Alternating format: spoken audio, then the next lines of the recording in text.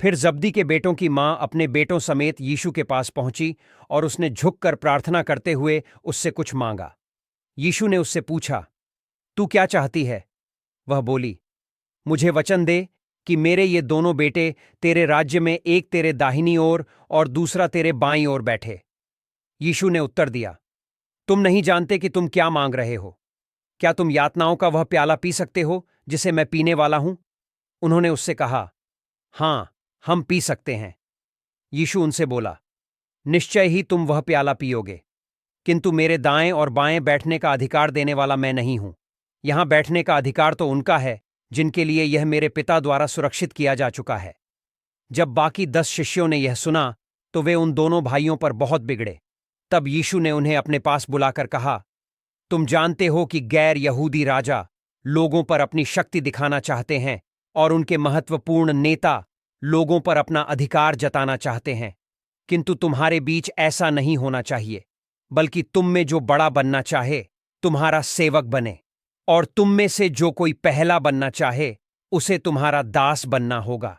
तुम्हें मनुष्य के पुत्र जैसा ही होना चाहिए, जो सेवा कराने नहीं बल्कि सेवा करने और बहुतों के छुटकारे के लिए अपने प्राणों की फिरौती देने आया है।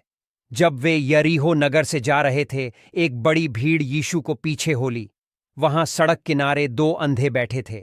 जब उन्होंने सुना कि यीशु वहां से जा रहा है, वे चिल्लाए, प्रभु, दाऊद के पुत्र, हम पर दया कर।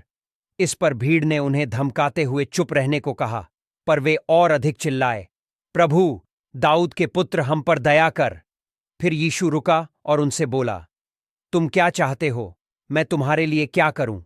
उन्होंने उससे कहा, प्रभु, हम चाहते हैं कि हम देख सकें। यीशु को उन पर दया आई। उसने उनकी आंखों को छुआ और तुरंत ही वे फिर द परमेश्वर एक विनती के लिए ना कहते हैं तो दूसरी विनती के लिए हां बोलते हैं। यदि विनती गलत है तो परमेश्वर कहते हैं नहीं। यदि समय गलत है तो परमेश्वर कहते हैं धीरे। यदि आप गलत हैं तो परमेश्वर कहते हैं बरहो। लेकिन यदि विनती सही है और समय भी सही है और आप भी सही हैं तो परमेश्वर कहते हैं आगे बढ़ो। मैं सोचता हूं कि मैंने अपने जीवन में उस समय बहुत सीखा जब मुझे मेरी प्रार्थनाओं का उत्तर नहीं मिला, बजाय इसके कि जब मेरी प्रार्थनाओं का उत्तर हां में मिला। निश्चित रूप से चेलों ने बढ़ी मात्रा में प्रार्थना का उत्तर न मिलने से सीखा है। आइए हम सब मिलकर प्रार्थना करें। प्रभु, मैं आपका धन्यवाद करता हूं कि हमने प्रार्थनाओं का उत्तर न मिलने से पाठ सीखा है। धन्यवाद करता हूं कि आपने हमें सच्ची महानता बताई है। हमारी सहायता कीजिए कि हम अपना जीवन आपकी सेवा के लिए और दूसरों की सेवा के लिए समर्पित करें। आमीन।